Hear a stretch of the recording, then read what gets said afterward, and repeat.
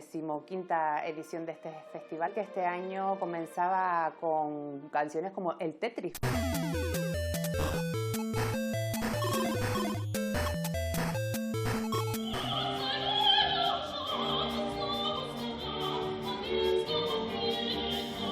¿Por qué con videojuegos un festival de cine? Pues porque es un festival de música para el audiovisual. Entonces, el audiovisual engloba y abarca muchísimos géneros. El cine, la televisión y la música para videojuegos, que vemos en pantalla y ya hoy en día en gran pantalla, con esos televisores inmensos de 65 pulgadas, esos proyectores.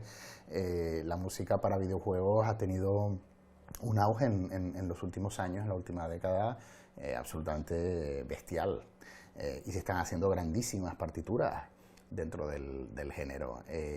No en vano, las producciones para videojuegos hoy en día son incluso mucho más grandes que las producciones de Hollywood más inmensas, más grandes, los blockbusters más grandes que puedan haber. It's also incredibly important to me to see this enormous passion of the person I call my Canarian brother in music, Diego Navarro, and his unbelievable Fumicite team. Comenzaron con videojuegos y terminaron con Morricone. Fue difícil seleccionar un programa de un compositor, de un autor que tiene más de 500 bandas sonoras. Fue muy complicado. Para mí era un sueño absoluto. Yo he recibido decenas de mails durante todos estos años de aficionados, de fans del festival. ¿Cuándo van a hacer Morricone en Fumicite? ¿Cuándo llega Morricone en Fumicite? Yo quería esperar el momento adecuado, ¿no? Desgraciadamente eso no fue. Antes de tiempo, no por la edad, porque ya era un señor muy mayor, vivió mucho, pero a los amantes del género pues se nos fue antes de tiempo, ¿no? Porque podía haber seguido creando, de hecho seguía creando. He quedado absolutamente satisfecho y orgullosísimo de lo que hemos conseguido, y fue un gusto enorme y para mí, a título personal, pues un auténtico sueño. La música de Morricone corre por mi ADN como compositor. Para mí fue un auténtico sueño pues poder realizar mi versión a nivel interpretativo de grandes obras maestras del género, ¿no? Es muy difícil, prácticamente imposible, estar vivo y no saber cómo suena Ennio Morricone. Suena así.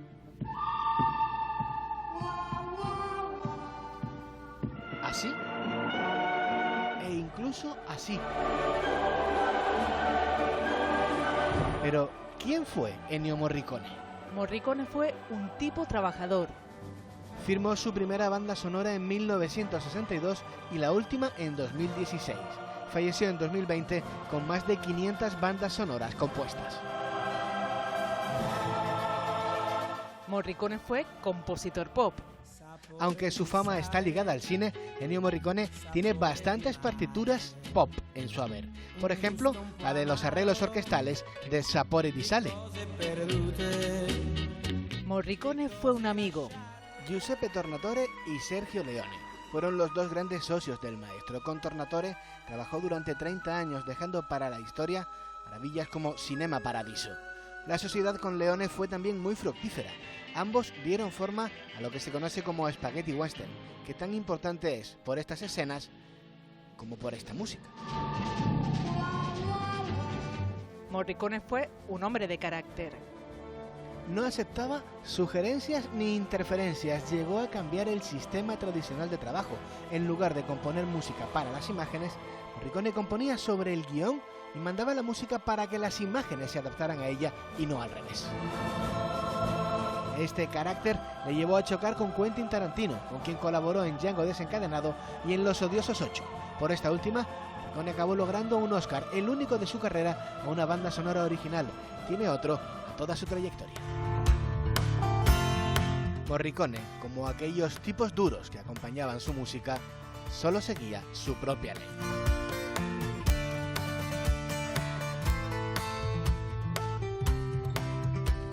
Pero compartes también esa visión que tenía él de la forma de ver las bandas sonoras. Él consideraba que no era un acompañamiento, sino era parte fundamental de la obra. Como compositor, ¿cómo llevas tú ese concepto a tus obras? Pues absolutamente de acuerdo con el maestro Morricone. En modo alguno es un error terrible el considerar la música para el audiovisual un acompañamiento. No está acompañando, es cine.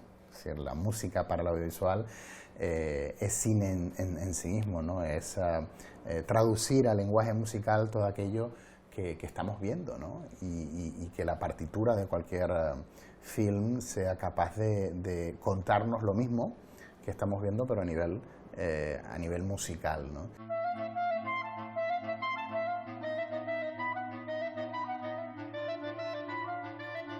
Filmusité me proporciona la coartada perfecta para hablar de este libro, Novecento, de Alessandro Barico, un monólogo teatral que trata sobre la vida y aventuras de Danny Woodman T.D. Lemon, Novecento. Novecento es el pianista del Virginian, un transatlántico que hace la ruta en la época de entreguerras entre Europa y Nueva York.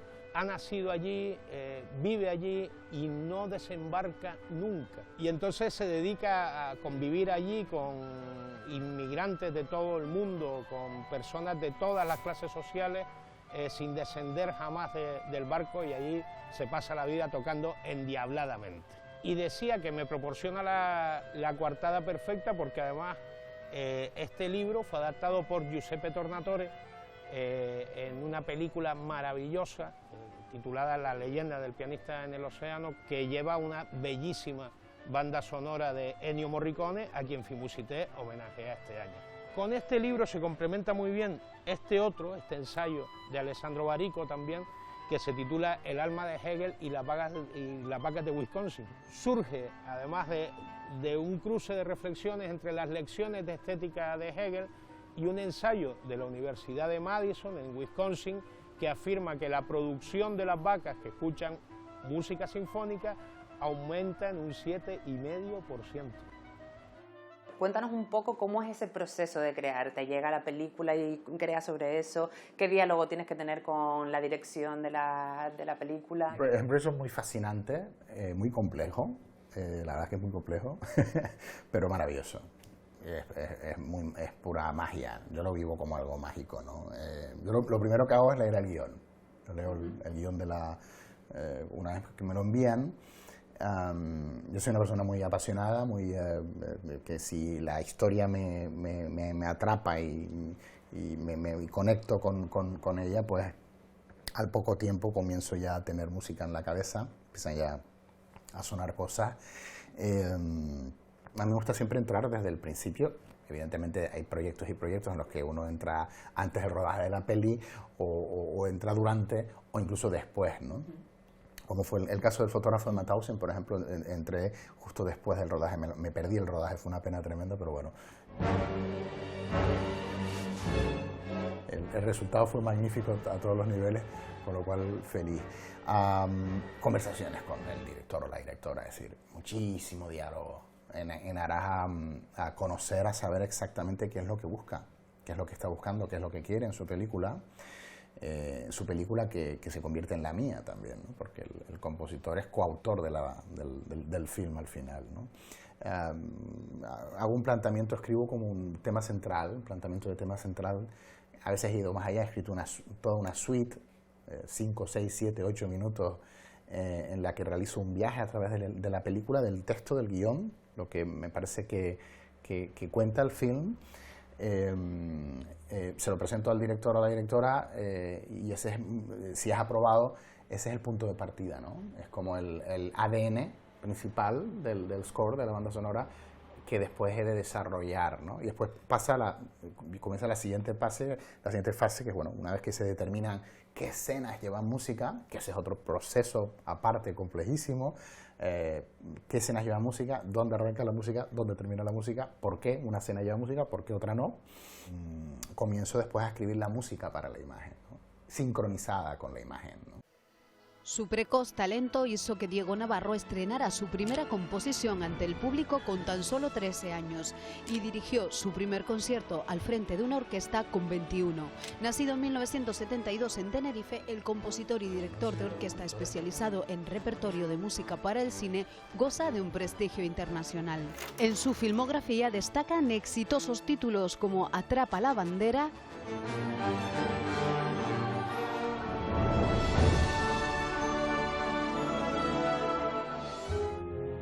o El fotógrafo de Mauthausen.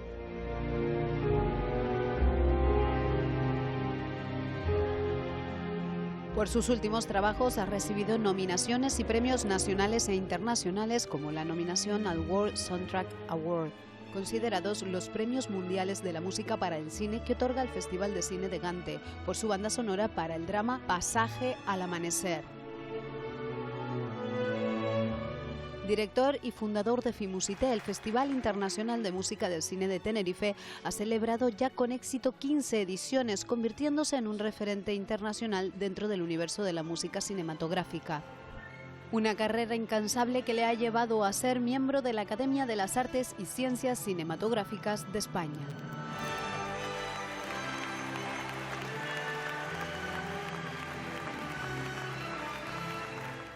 Claro, que estamos hablando de bandas sonoras que en muchos casos hay películas que no recordamos el argumento, pero sí recordamos la banda sonora. Maná, maná. Maná, maná. Maná, maná. Maná, maná. Maná, maná. Maná, maná. O elementos musicales, que Morricone en esto era un genio, que se convertían, por ejemplo, escuchamos el silbido de Curro Savoy y nos vamos directamente al oeste, ¿no? Son como elementos independientes. ¿Cómo se hace esto? Que es difícil, ¿no? Muy difícil, es muy difícil, pero es un viaje fascinante, ¿no? Yo siempre intento en cada uno de mis proyectos, yo siempre intento darlo todo, lo intento al menos, e intento que cada score, que cada partitura pues tenga una entidad propia, ¿no? Crear el universo musical de mi siguiente película, ¿no? Y que sea el universo musical de esa película.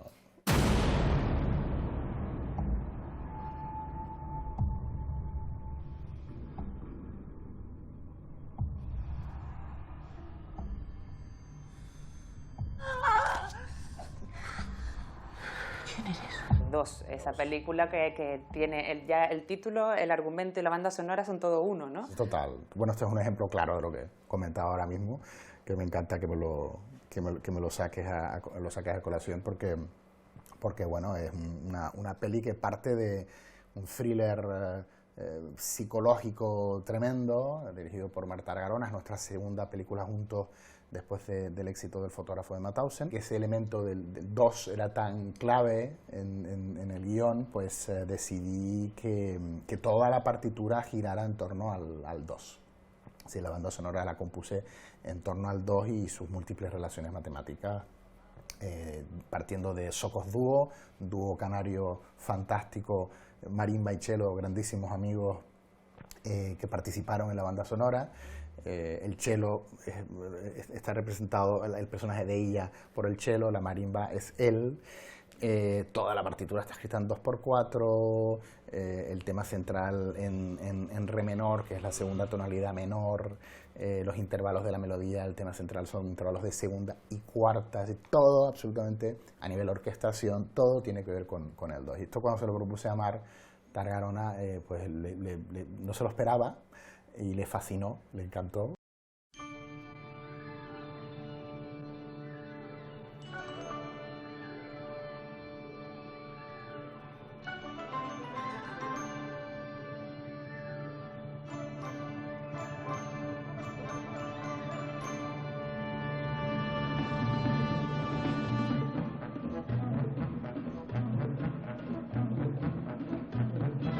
Diego, homenaje a Morricone y recuerdo también para Antón García Abril, que nos dejaba este 2021. ¿Qué significa García Abril para FIMUSITE?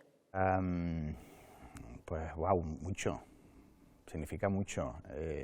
Bueno, ponte en mi lugar, ¿no? El hombre y la tierra, de niño en casa, fascinado con aquella música de los créditos iniciales y finales, absolutamente emblemática que marcó una generación, ¿no? Todos los españoles tenían la música del hombre y la tierra en la cabeza, ¿no? El pensar que Antón García Abril, que es un poco el considerado padre de la música para el audiovisual en nuestro país, iba a llegar a ser, algún día iba a darle nombre a nuestro máximo galardón, Fimusité, el premio Fimusité Antón García Abril, que lo íbamos a tener en nuestro festival los primeros años, entregando él personalmente el premio Fimusité Antón García Abril a todos los premiados con su mujer Áurea. Pues fue un sueño hecho realidad, ¿no? Y tener la oportunidad de, entre otras tantas cosas, ese año con él presente, de dirigir El hombre y la tierra, a la Orquesta Sinfónica de Tenerife bajo mi batuta, interpretando El hombre y la tierra, Fortuneta y Jacinta, Anillos de Oro, y él levantado aplaudiendo en ovación al final, pues imagínate lo que significó para mí y para el festival. Es un auténtico sueño hecho realidad, ¿no?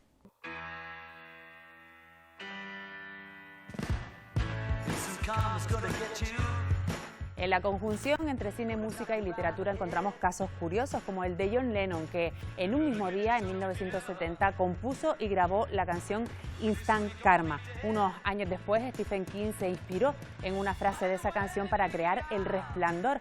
La novela que llevada al cine ha sido una de las más aclamadas por el cine de terror de todos los tiempos.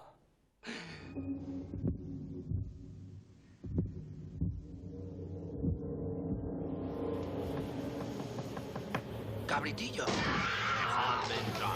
Aquí está ya. Podríamos recordar tal vez alguna edición icónica. Yo destacaría, por ejemplo, la de 2017, porque incluyeron otro elemento más. Ya tenían cine, música y metieron la literatura. ¿Cómo se hace esa conexión? Sí, ese concierto fue, además, ha sido uno de mis preferidos de la historia del festival, porque fue la primera vez que se hacía algo parecido en torno a la figura de Stephen King, ¿no? Es el autor americano con más adaptaciones cinematográficas de sus novelas. Entonces había mucho en donde escoger, ¿no? Y algunas de ellas, pues absolutas obras maestras, ¿no? The Shining, El Resplandor de Stanley Kubrick, nada más y nada menos, ¿no? It, la versión televisiva, y la que después se estrenó ese mismo año, que tuve el tremendo honor de dirigir el estreno mundial de la banda sonora del film de It, estrenado justo 2 semanas después del Fimusité. Y bueno, realizamos un viaje maravilloso. Decidimos, encargué a un gran amigo periodista que escogiera un párrafo significativo de cada una de las novelas de Stephen King, de todo lo que había programado. Tuvimos el tremendo honor de contar con Camilo García, una de las grandes voces del doblaje español, la voz de Gene Hackman, Gerard Depardieu, de Anthony Hopkins, ¿no? Tuve la oportunidad de dirigirlo mientras grabábamos las locuciones, es decir, era Aníbal Lecter, imagínate, hablándote, ¿no? Sí, fue como muy fascinante. Proyectamos esos párrafos de Stephen King narrados por Camilo, por la voz de Anthony Hopkins, y acto seguido comenzaba la dirección de todas las bandas sonoras, de todas las piezas, ¿no? Para que el público se pudiera introducir en la historia, en el argumento, ¿no? Fue un concierto histórico dentro del género de la música para el cine, porque bueno, pues fue resumir en un concierto la historia musical del posiblemente el estudio más grande de cine del mundo, ¿no?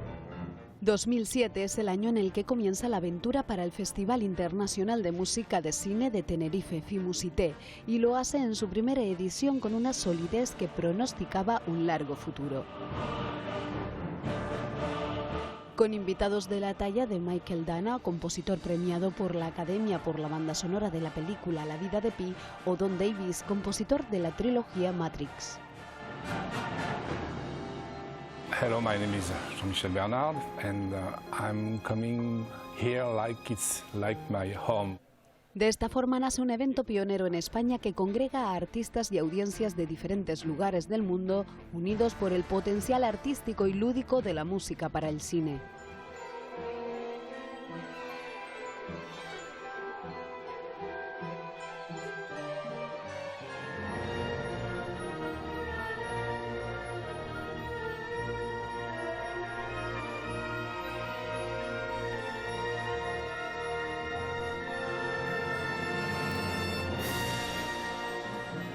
Fimusité posee dentro de sus actividades paralelas una convocatoria de trabajos cinematográficos, Fimucinema. Su objetivo es difundir y promocionar el tratamiento de la música como ingrediente indispensable y coprotagonista de forma indiscutible de cualquier film.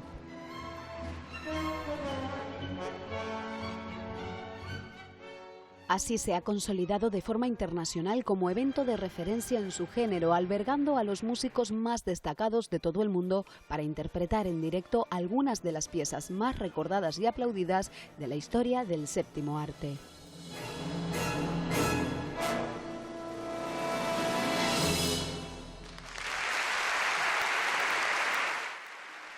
Estamos en el Teatro Guimerá, estas butacas se llenaron para los conciertos porque este es uno de los escenarios de Fimusité, porque son unos cuantos.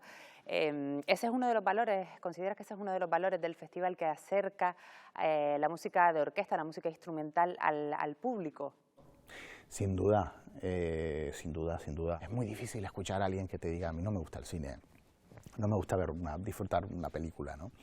Y algo muy importante que ha hecho el festival durante todos estos años es, y algo que a mí me emociona mucho cuando me lo han dicho, y ya me lo han dicho muchas veces, es darnos las gracias porque en alguna ocasión me han comentado, oye, gracias porque a través de Fimusité, después de vivir la experiencia de Fimusité y descubrir todas esas enormes partituras interpretadas en directo, en concierto, cada vez que veo una película, no solamente veo una película, la escucho.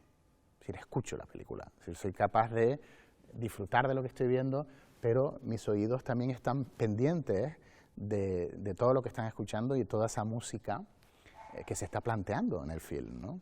Entonces, ser capaz de desarrollar, de generar esas destrezas en nuestro público a través de la experiencia Fimusité, pues es algo precioso, es algo que nos emociona muchísimo. Porque el festival, además de los conciertos, tiene también una parte que acerca a los colegios, divulgativa, un certamen, hay toda una programación en paralelo, ¿no?, a los conciertos. Sí, Fimusité, más allá de toda su programación de conciertos, estamos hablando del orden de 6, 7 conciertos anuales, distintas formaciones, distintos programas. También tenemos actividades paralelas. Fimucinema es la sección oficial en competición del festival y bueno, recibimos películas de todo el mundo, largometrajes, documentales, cortometrajes y, como no podía ser de otra manera, premiamos a la mejor banda sonora, a la mejor música, ¿no? El premio Alex North, el famosísimo compositor de la era dorada de Hollywood. Y después, importantísimo en nuestro festival es toda la rama educativa. Tenemos la Fimusité Film Scoring Academy, que es la Academia de Compositores de Música para el Audiovisual de Fimusité, con clases magistrales gratuitas. Teatro es muy importante. Ya me hubiera gustado a mí, cuando yo estudié en mi casa, en mi tierra, poder tener acceso a todas estas clases magistrales, en las que, bueno, pues gente importantísima de la industria ofrece charlas fascinantes relativas al mundo de la música para el cine. Y durante años, este año y el anterior, no lo pudimos hacer debido al COVID, bueno, pues nuestra joven Orquesta Sinfónica Fimusité, nuestra alianza con el Conservatorio Superior de Música de Canarias y Profesional de Santa Cruz de Tenerife, a los conciertos paraescolares, colegios enteros invaden nuestros conciertos y es precioso ver la cara de los niños de ilusión y de sorpresa, ¿no? Entonces, bueno, estamos educando desde la base, ¿no? Impregnando a la sociedad de una serie de valores fascinantes para que después todos esos niños chiquititos pues crezcan con el gusto con el cine, con la música para el cine, etcétera, etcétera. Crear futuras generaciones de músicos es sin duda un valor que está aportando el festival, pero ¿qué más crees que aporta la industria cultural canaria? Tener un festival que trae a gente tan importante y que a la vez da a conocer autores y autoras tan importantes? Pues mira, por Filmusité ha pasado muchísima gente importante, importantísima. No solamente, bueno, pues todos los grandes compositores de la industria hollywoodiense, europea, oriental. También han venido jefes de estudio. Por aquí ha pasado muchísima gente. Son prescriptores de primera división. Gente con Grammys, con Oscar, con Emmys, con múltiples nominaciones, gente muy importante que después se va hablando maravillas del festival de Canarias, de Tenerife, de Trevor Rabin, un compositor de Armageddon, Deep Blue Sea, guitarra legendario, metido en mi coche en Santa Cruz, me decía en 2008, Diego, estoy fascinado con la cantidad de infraestructuras artísticas increíbles en una pequeña isla, me decía él, tantos teatros, qué belleza de teatros tenéis, un auditorio impresionante, una orquesta sinfónica World Class Orchestra de primer nivel a nivel internacional, pero ¿cómo es posible esto?, ¿no?, me decía él, Trevor Rabin, ¿no? Entonces, claro, toda esta gente después cuando llega a Los Ángeles o a Londres o a cualquier sitio sigue hablando del festival, de la isla, de toda la oferta, de todo lo que podemos ofrecer en Canarias, y eso es vender. Eso es vender la isla, vender Canarias y bueno, potencia para atraer después más producciones y sobre todo interés en nosotros. Traemos muchos talentos, pero también los exportamos. Tú mismo acabas de llegar de Cracovia, ¿qué estabas haciendo por allí? Pues estaba haciendo doblete. Tenía que dirigir el gran concierto del Festival Musique y Film Ollech, que es el Festival de Música de Cine de Cracovia, que es el festival hermano de Filmusité.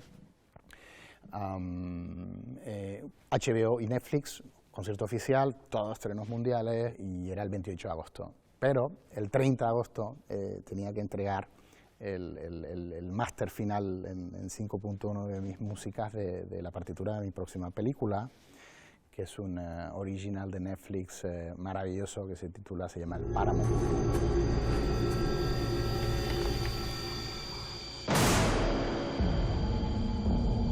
Y que estrenamos en Sitges, la sección oficial en competición de Sitges, dirigida por David Casademunt, es su ópera prima. Y claro, tuve que grabar en Cracovia con la Beethoven Academy Orchestra, la misma orquesta del concierto de Netflix y HBO.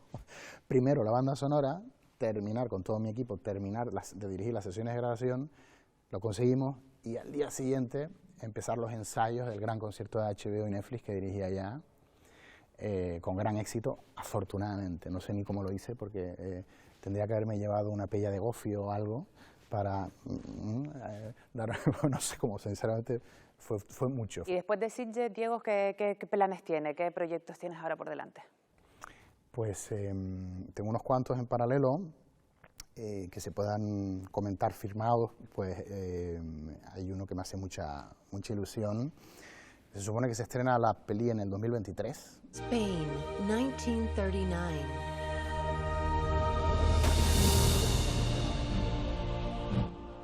Y se estrena en el 2023 por un largometraje de animación que se titula Winnipeg, el barco de la esperanza. Dirigido por un canario. Thousands were forced to exile from a country at war. Elio Quiroga, buen amigo, y Beñat Beitia, del País Vasco. Es una coproducción internacional, España, Chile, Francia, y que narra las peripecias de una historia real del Winnipeg. Fue el que Neruda calificó ese proyecto como mi mejor poema, mi más grande poema, ¿no?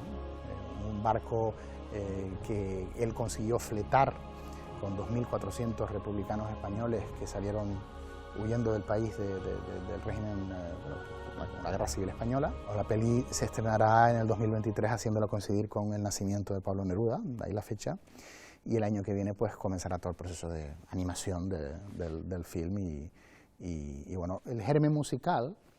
Esto me lo preguntabas en el estudio, durante el confinamiento, el año pasado, escribí una suite para coro y orquesta de 5 o 6 minutos de duración bueno, que ya está planteada para la película. De hecho, el teaser trailer, que ya está circulando por internet, es un arreglo, una adaptación de parte de esa suite, con música original, escrita para el proyecto. Diego, te iba a desear mucha suerte para los próximos proyectos. Evidentemente no te hace falta, que te deseo lo primero es que descanses porque no paras y bueno, y que sigan todos estos éxitos que estás teniendo en el festival, fuera de él, con películas, con conciertos por todo el mundo y muchísimas gracias por atendernos en Canarias Escultura. Un placer enorme y el que tiene que dar las gracias soy yo porque hayan tenido a bien bueno, pues, interesarse por lo que está pasando por estos lares.